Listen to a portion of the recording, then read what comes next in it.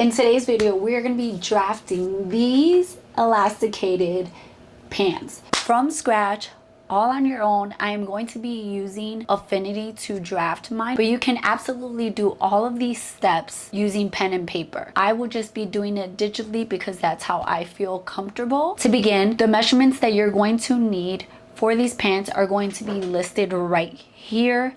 These are the measurements that you need to take on your body because these pants are going to be self-drafted to your measurements so that they can fit your body perfectly. Take these measurements, write them down, and then jump into the rest of the video. We're going to start by drawing a line that is the length of our pant leg. We're going to label the point at the top as A and the point at the bottom as B. And pant leg length is literally from your waist all the way down to as long as you want your pants to be. Next, you want to determine if you want your pants to be high waist, low waist, or just regular waist. If you want them to be high waisted, then you need to use the formula 1/4 of hip circumference plus 3 centimeters. If you want them to be low waisted, you would subtract 3 centimeters instead of add. And if you want them to be middle, just regular height, then you would just do 1/4 of your hip circumference, and you're gonna go down from point A, that measurement, and you're gonna label that C. Then you want to find the halfway point between C and B, and you're gonna label that D. Then you're gonna go to the right of A, 1/4 of your hip circumference, and you're gonna label that E. You're gonna move up from D 5 centimeters, and then you're gonna draw a line to the right of C that is the exact same measurement as AE, which is 1/4 of your hip circumference. Now we're gonna calculate our crotch depth. We're gonna take our hip circumference and divide it by 2. Whatever that answer is, we're going to divide that by 10. And then we're gonna go to the right of F, that amount, and we're gonna label that G. Then we're gonna take half of FG, the measurement that is FG, measure that, take half and go at a 45-degree angle from F and label that I. H is going to be the exact same measurement as FG, so you're just going up the exact same measurement that you went to the right of F to get point G. You're gonna connect a line from H to G going through I that is a curve. You're gonna make a curved line connecting those points together. If you have a bit of, tummy fat, which most of us do, you're going to leave E where it is, but if you're thinner, you're going to move E to the left by 1 centimeter. We're gonna go down 1 centimeter from E, and we're gonna label that J. Then we're gonna go to the left of E, 1/4 of our hip circumference, and we're gonna label that K. We're gonna connect K and J with a slight curve. And then we're going to divide AC by 3, and we're going to go down that measurement, and we're going to label it L. Then we're going to connect L and K with a curve, a slight curve as well. We're going to draw a straight line from L, and this is going to be a measure, like a guide for us. Then we're going to find half of CG, and we're going to draw a point there. We're going to label that point M, and then we're going to draw a straight line. Make sure it's not crooked, going all the way to the top of your pattern, all the way to the bottom, and this is going to be a very important line. It's going to help guide you, make sure your pants are not crooked. Then we're going to go 1 centimeter to the left of G, and we're going to label that N. We're going to draw a straight line down from N all the way to B, and you have your pant leg. You're gonna trace and add seam allowance, and make sure when you trace it, you keep those guidelines just as I have. These are gonna help you. You want your knee, your hip, and waist lines so that it can help you. Now we're going to start drafting. This is our front pant. We're gonna start drafting our back pants. We're going to keep a lot of the same measurements that we just used for our fronts. We're just gonna tweak a little bit. So I will show you what we're gonna tweak. I'm gonna place them in red so that you can see. The first thing we're gonna do is we're gonna measure FG.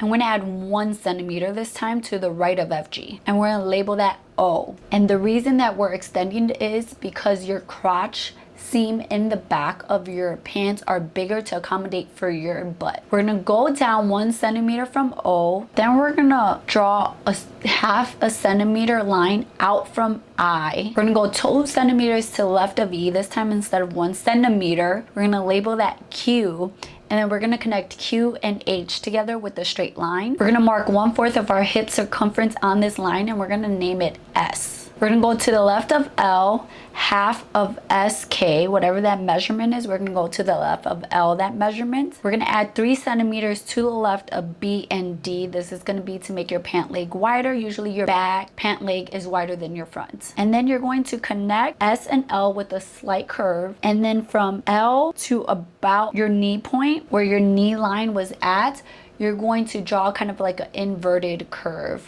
and then a straight line from that point down to B. You're going to find half of GT and you're going to mark that as U. And then you're going to draw a straight line from T to where U is at on the side. And then you're going to draw a curve from that U point to the O point. And that's going to make your crotch curve. And now you're just going to trace that new outline and add seam allowance. Make sure to leave those lines like we had before. Now we're going to draft our waistband. To draft your waistband, you're going to trace, we're going to have front waistband or back waistband. You're going to trace your front waist area there and you're going to double it because this is only half of your front. So you're going to double it and then you're going to add seam allowance on the top, bottom, side, and other side. Same thing with your back waistband. You're going to trace it, double that width, and then add seam allowance. So for height, you're going to, it is up to you how high you want that waistband. We are putting elastic in this waistband, so you can do double the size of your elastic. So, and then add about 1/4 inch or half a centimeter to that height so that you can give it a little bit of wiggle room. And then add your seam allowance. Like I said earlier, you're adding seam allowance to the top, bottom, and both sides. Then let's draft our pocket. We're going to do a special pocket. So the pocket that you're going to do is going to look like this. You can alter these measurements however you would like, make it your own. First, we're going to go 3 or 4 centimeters from that center line that we drew earlier, which if you remember, that line went through M. It is your center line to keep everything nice and perfect. So you're going to go 3 to 4 centimeters to the left of that along the waistline. Then you're going to go down that middle line. Whatever your preference is, I recommend to go about 4 centimeters above your hip line, but it is up to you. You can do some trial and test to kind of see what you prefer. Make this your own. Do not be scared to change it because this is your own creation and it should be how you want it to be. Then from the bottom of that line, we're going to connect that bottom of that line all the way to the side seam. And then from that side seam, we're going to go up about 9 centimeters or so. Again, you can change this measurement if you would like and follow the curve of your pocket as you're going up these 9 centimeters or whatever you choose to go up. From there, we're going to go inward 2 centimeters. Again, you can change it if you want. And then at the end of that line, 2 centimeter line, we're just gonna go up and connect it to the first line that we drew.